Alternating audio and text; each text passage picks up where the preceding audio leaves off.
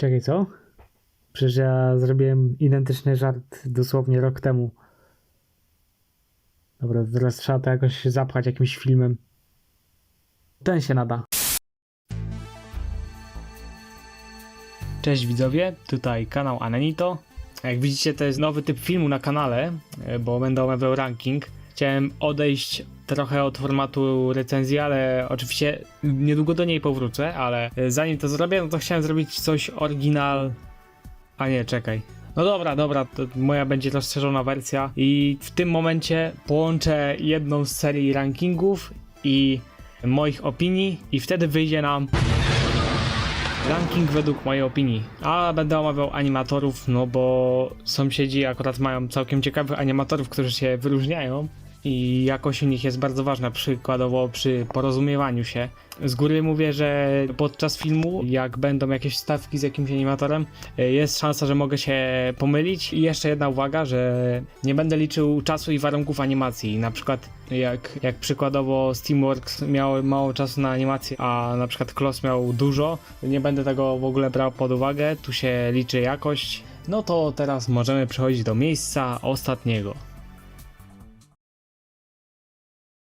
Animatorzy ze Steamworks Studio. Chyba tutaj nikogo nie będzie dziwić ta decyzja. W końcu no już chińska animacja, no już od razu było widać, że nie będzie dobrze, ale no osobiście powiem, że mogło być gorzej. I ogólnie dałem 5 animatorów ze Steamworks, bo jeszcze jakby ciężko jest ich odróżnić. Wiadomo, że jedna animatorka zrobiła animację w schodach i w Patent Mad Dance, ale nic więcej. No i ogólnie jeśli chodzi o Steamworks, to była no całkiem opłacalna w sumie decyzja, no bo jednak animatorzy robili to 2 razy taniej, a jeżeli przyjrzelibyście animacji i nie bylibyście jakimiś znawcami, to nawet byście nie zauważyli różnicy, że tutaj jest animacja za pół pensji. No niestety, no krótki czas animacji robi swoje, no i przez to mamy mało płynne animacje, szczególnie przy bieganiu, szczególnie u niektórych tych animatorów, no bo też widać w Steamworks był podział i niektórzy odwalili naprawdę dobrą robotę i nawet robili to lepiej od tych animatorów z Czech, a Steamworks robiło to krócej, ponoć 2 miesiące, więc no animatorzy są tam dobrzy, ale oczywiście czasu nie będę liczył, więc animacja była naprawdę dobra do czasu. Do czasu oczywiście QT i tych błędów, szczególnie w produkcji lodu. I tutaj akurat mogliby się ludzie kapnąć, że to jest wtedy animacja za pół pensji. No i ogólnie też, że w niektórych odcinkach też Steamworks popełniało błędy, nawet w tych pierwszych. No ale poza tą niską płynnością i błędami, jaką robią, to przynajmniej dają charakter sąsiadom i to tak nawet dobrze to robią. Próbują właśnie odwzorować animację smryczki. Niektórych to naprawdę dobrze wygląda i animacja też nie jest jakoś specjalnie sztywna. Niektórzy robili sztywniej nawet, ale no 15 miejsce, bo to jest w sumie jedyna animacja, na którą mogę się zawieść, bo nawet jak wymieniam tutaj dużo zalet, no to animacja nie jest jakichś wysokich lotów. Na miejscu 16 Paweł Rak. To jest chyba najdziwniejszy animator z całych sąsiadów, bo jego animacja jest naprawdę porąbana. Dosłownie jego ruchy są tak gwałtowne i często mało płynne jednocześnie, co daje taki efekt takiego dziwnego pokazu slajdów, że to się tak dziwnie ogląda. No i gdybym nie liczył czasu, to mógłbym go umieścić poniżej Steamworks, bo on też nie animuje jakoś specjalnie płynnie, ale robi gwałtowne ruchy. Jedyne co go w sumie też utrzymuje to, że jego dziwną animacją potrafi mnie rozśmieszyć. Ale właśnie ma taką bardzo dziwną tendencję do ruchu czymkolwiek w jednym FPS-ie i to tak dziwnie wygląda. Na miejscu 15 Martin Kublak. O tym animatorze też mogę tutaj mało powiedzieć, bo animował pół odcinka. Ciężko mi stwierdzić, czy animuje dobrze, czy źle, bo jedna scena jest wykonana dobrze, a jedna źle. Animacja jest tak właśnie dziwnie taka koślawa jest i sąsiedzi wyglądają zawsze na takich zamyślonych, jak coś robią nawet. Plus jest taki, że zanimował jedno z najlepszych scen z całego Nas Bawi, czyli jak się wypierdzielają na tym wiertle. I też w ogóle w jednych scenach tak stara się kombinować, w drugich nie i to ogólnie dziwny ma styl animacji, dziwnie się to w ogóle ogląda. Na miejscu 14 Marek Benesz. Tak jest, obecny reżyser Sąsiadów i jednocześnie scenarzysta i montażysta. ale jako animator nie za bardzo mi się podobał. Znaczy wiem, że się teraz zdenerwowali na mnie zwolennicy Marka. Fajne ma te gestykulacje i inne, ale jest bardzo sztywny w niektórych momentach. Ciągle sąsiedzi mają takie spięte ręce. Bieganie jest też takie całkiem dziwne, bo bardzo szybko się zmywają z kadru. Oczywiście wiadomo, ja też nie lubię jak wolno biegną, ale to już trochę przesada jest. Ogólnie jego marionetki były nawet porządnie zrobione dla mnie. Też jedne z najlepszych, ale nie moje ulubione. No i jego animacja w kluczu nie była aż taka zła. Nawet była porządna, było tam kilka ciekawych rzeczy. Ale jak dla mnie Marek o wiele lepiej reżyseruje te odcinki. Chyba jest teraz najlepszym scenarzystą według mnie. No i tyle mogę powiedzieć o nim. Na miejscu 13 Ladisław Palka. Jego styl animacji jest taki bardzo przeciętny jak dla mnie, bo nie wyróżnia się specjalnie czymś. W sumie jest kilka tam rzeczy, którym się wyróżnia, na przykład, że jakoś nie wiem, często ma tendencję do w ogóle gestowania albo gadania jakby. Animacja jest na tym miejscu, no bo jest trochę mało płynna i chyba w sumie dlatego tak stara się właśnie dawać jakieś takie sceny, gdzie raz sąsiedzi się poruszają wolno, a raz bardzo szybko. No i jeszcze jedna wada, chociaż nie wiem, czy to nie byłaby wina storyboardu albo scenariusza, a mianowicie, że sąsiedzi się nie przenoszą. Jak jest inne ujęcie, to oni są w zupełnie innym miejscu i to mi trochę przeszkadza zawsze w oglądaniu. Trochę to tempo podbija, ale nie za bardzo mi się to podoba.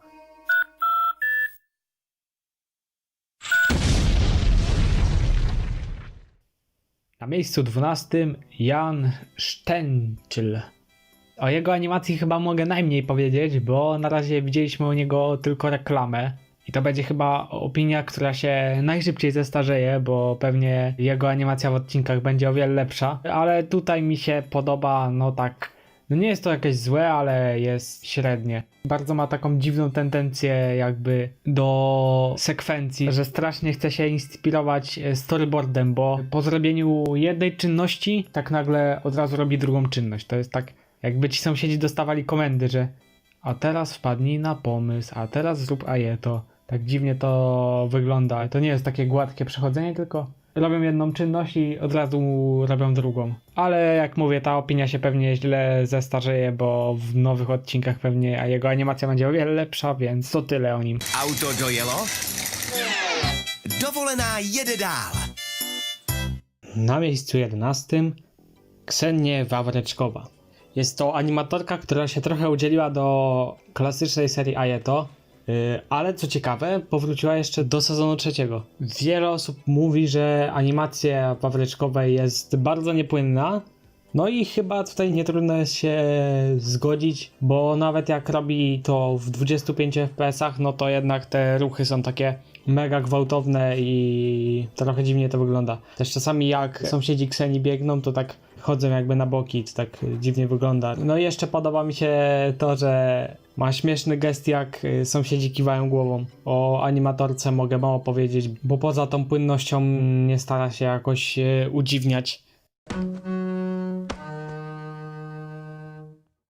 Milan Szelesta. O jego animacji nie mogę tutaj za bardzo powiedzieć, bo to według mnie jest chyba najbardziej przeciętna animacja.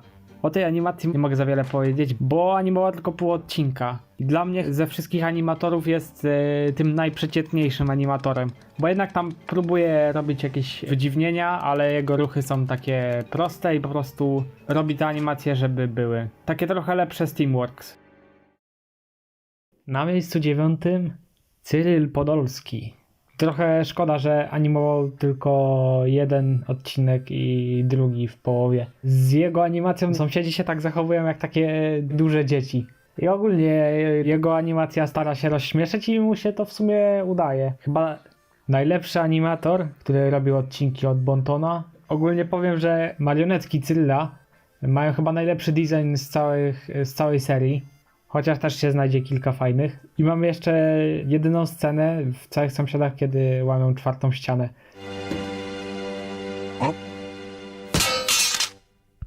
W miejscu 8 Bedřich Glaser.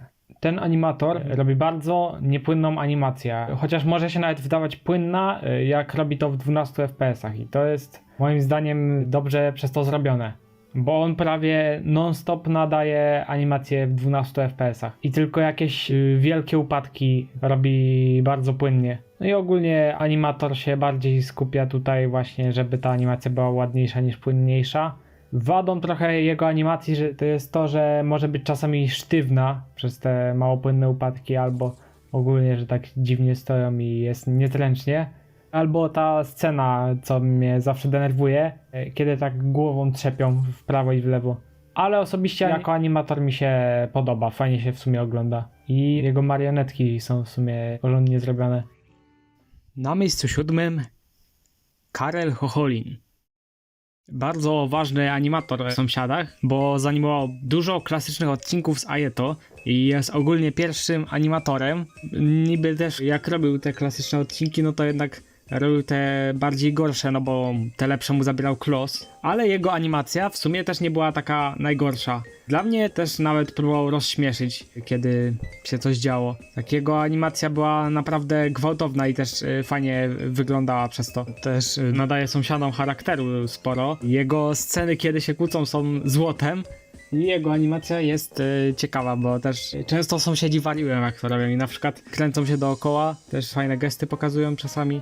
Chociaż często jego animacja jest nawet zbyt gwałtowna i na przykład sąsiedzi często biegną 100 na godzinę.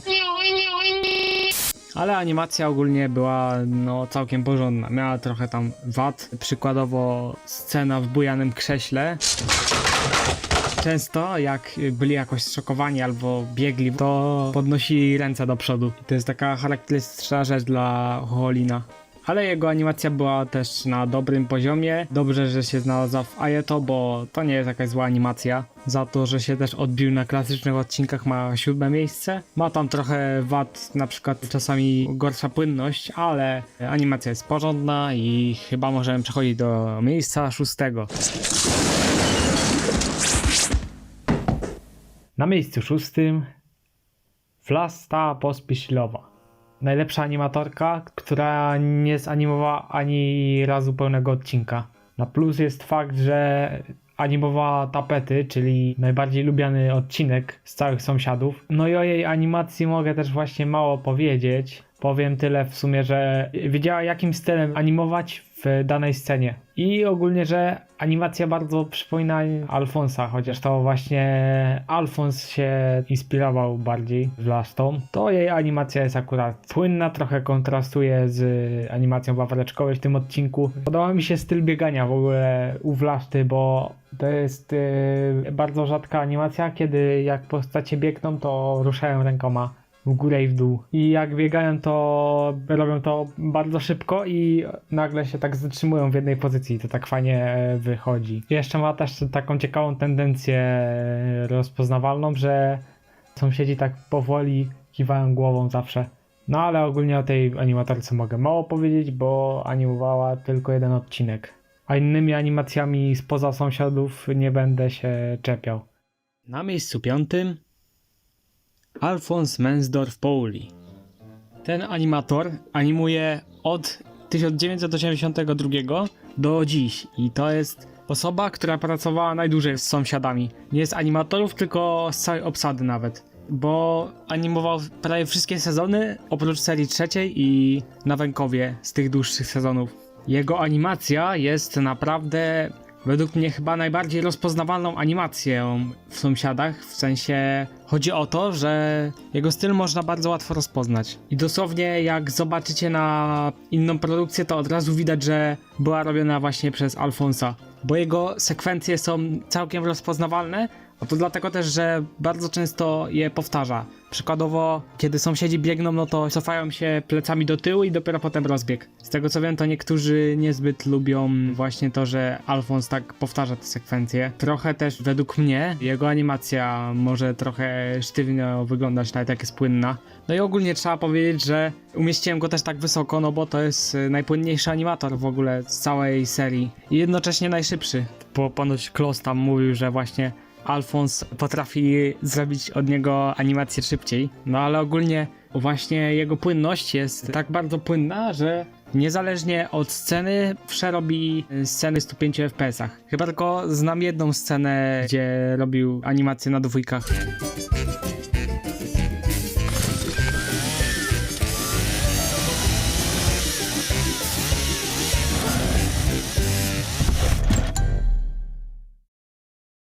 Na miejscu 4 Dawid Filczyk. Osobiście najlepszy animator z Sewracji. Wybaczcie, że daję go tak nisko, ale jest tak na identycznym tierze co 3 powyższych animatorów, ale uważam, że ten animator jest też świetny. Szkoda, że nie przyszedł na podium, ale blisko mu do tego było. Jego animacja jest bardzo energiczna, szczególnie na przykład jak budują jakieś rzeczy. Podobnie Rak na przykład animował jak budują jakieś rzeczy, tylko jego animacja była za bardzo chaotyczna już dla mnie, no i była taka mało płynna i to bardzo dziwnie się oglądało, ale tutaj akurat jest płynność i jest to ładnie zanimowane wszystko. No widać trochę, że też to nie jest jakaś najpłynniejsza animacja, też stara się, żeby wszystko było umieszczone w jednym kadrze i próbuje wykorzystać tutaj każdy zakątek, dlatego sąsiedzi są tacy strasznie luźni podczas zwykłej budowy albo jak jakaś się akcja dzieje. No i ogólnie też propsy za to, że zanimował jedne z najlepszych scen w ogóle w Sąsiadach, szczególnie scena z pędzącymi meblami. No więc animacja była naprawdę w porządku, 3 miejsce mógłby zasłużyć, ale są jeszcze lepsi od niego animatorzy. O mało by się nie załapał na podium, do którego właśnie przechodzimy.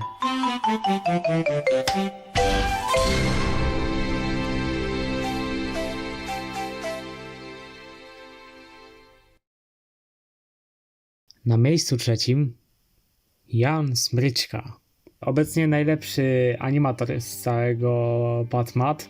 I mogę się pokusić, że nazwę go Klosem naszych czasów. Z lekką domieszką zbufowanego Chocholina. A dlaczego? Bo jakby dlatego jest podobny do Klosa, bo stara się rozśmieszać prawie przy każdej scenie. Manipuluje tempem, niekoniecznie FPS-ami jak to robił Klos. I moim zdaniem nawet to lepiej wygląda niż u Klosa dzięki temu. Jego ruchy są często powtarzalne i to też trochę jest minus. A czemu uważam, że jest też podobny do Chocholina? Bo on też się jakby skupia na robieniu szybkich ruchów. Jakby on wykorzystuje więcej ujęć na sekundę. Zdecydowanie od Chocholina. Jest to na pewno mniej sztywne. A ja akurat jestem fanem tej szybkiej animacji. Tutaj akurat Smryczka umiał zrobić płynne i to szybkie ruchy, więc też szacunek. To jest jeden z lepszych animatorów, chociaż w odcinkach z Sewracej nie była to jakaś najlepsza animacja. Mniej się na pewno wyróżniał od przeciętnego animatora. Jego wcześniejsze animacje były mniej komediowe, ale też były i też naprawdę dobrze wyglądały. Ale o Smryczce tyle mogę powiedzieć, oprócz jednego, że miał w sumie całkiem fajne lalki, ale nie podobają mi się te z Sewracji. Mat miał takie dziwne, skośne oczy. Na miejscu 2 Franciszek Wasza. Wiedząc co jest na 2 miejscu, już pewnie wiecie co jest na 1, ale zanim do niego dojdziemy, omówię animację Waszy. Ten animator szczególnie charakteryzuje się tym, że sąsiedzi dzięki całkiem płynnej, no i luźnej animacji, która powinna podkreślać sąsiadów, dzięki temu ta animacja wygląda naprawdę jakby to byli prawdziwi sąsiedzi, jakby ta animacja oddaje najbardziej charakter sąsiadów i dlatego umieszczam Wasze na 2 miejsce, bo jego ogólnie ruchy bardzo fajnie wyglądają. Jak chcą na przykład uderzyć młotek, no to robią jakiś duży zamach. Jak na przykład ktoś biegnie, no to wtedy się płynnie zatrzymuje i to jest bardzo fajne. A sąsiedzi zawsze, jak na przykład nic nie robią, no to są czymś zajęci, na przykład, że drapią się po głowie. Ogólnie gesty u Waszy naprawdę fajnie wychodzą i ogólnie też podoba mi się to, że jest to animator, który eksperymentuje na czapkach, a to bardzo rzadko jest u niektórych animatorów. Bardzo nie wykorzystują swojego potencjału, a nawet czasami ktoś ze Steamworks używa czapek. Ale ogólnie dzięki właśnie nieprzerwanej akcji i dynamiczności i płynności animacji, no aż zachęca do oglądania, bo widać tutaj napracowanie. Podoba mi się jeszcze to, że Wasza ma jedne z najlepszych marionetek w ogóle sąsiadów. A więc teraz już możemy na spokojnie przejść do miejsca 1. I na miejscu 1 Jan Klos. Chyba możemy się zgodzić, że zasłużył sobie na pierwsze miejsce. Jego animacja jest naprawdę dopracowana. Widać to nawet, ile czasu zmarnował na animację, porównując sobie, ile odcinków Holland zrobił. Bardzo często się bawi, że zmienia płynność, żeby podkręcić komedię i to mu w sumie wyszło. Od razu widać, że jak animacja staje się płynniejsza, no to od razu widać, że jest szybsza. I ogólnie to jest animator, który chyba pierwszy nadał charakter sąsiadom. W sensie, że to nie byli tacy prości majsterkowicze, a jednak faktyczne postacie. No i jakby Klos jest też pierwszym animatorem, który dodał gesty takie mniej ważne, typu że sąsiad zaciera rączki i coś takiego. Szczególnie bardzo mi się podoba to, że Klos jakby bardzo lubił czapki sąsiadów, tak zdecydowanie, i dosłownie można powiedzieć technicznie ożywają tutaj w wielu scenach, na przykład jak sąsiedzi wpadają na pomysły. Też oczywiście Klos potrafi zmienić emocje czapką i to jest też świetne. Przykładowo jak Matt się boi, to jak Pat myśli, to jest jak coś jeszcze, jak wpadają na pomysł. Dlatego to wszystko fenomenalnie wychodzi oczywiście. Klos bardzo się przyczynił do jakości też niektórych odcinków właśnie. Przykładowo Budka, którą omawiałem niedawno, to tam właśnie ten odcinek mógłby być nudny, gdyby nie fakt, że Klos próbował widza zainteresować tym ich działaniem, bo każdy ruch u Klosa jest przemyślany. Podoba mi się to, że często nawet dokłada sobie rekwizyty, żeby wyglądało to jeszcze dziwniej. I ogólnie podoba mi się to, już też mówiłem o tym w recenzji odcinków, że jak Matt podchodził do lodówki, to normalny animator, gdyby robił grilla, to w tym odcinku po prostu Matt by sobie podszedł do lodówki na spokojnie, otworzyłby sobie drzwi, co nie, ale Klos nie może tak. Klos musi kurde wbiec, zrobić krok w górę, zrobić jakieś kręcioły, siłować się z kurczakami, wszystko zrobi w tej scenie tylko po to, żeby była ciekawa. A o Klosie mógłbym gadać godzinami, ale ja nie jestem tutaj, żeby nagrywać podcast, tylko żeby przykuć waszą uwagę na jakieś 20 coś minut, czy ile tam ten film będzie trwał. A więc dzięki oczywiście za obejrzenie, za dotrwanie. Robię ten film ogólnie od pół roku, ale do niego powróciłem, no i w końcu skończyłem. No i chyba tyle mogę powiedzieć. Ja byłem Anenito i cześć.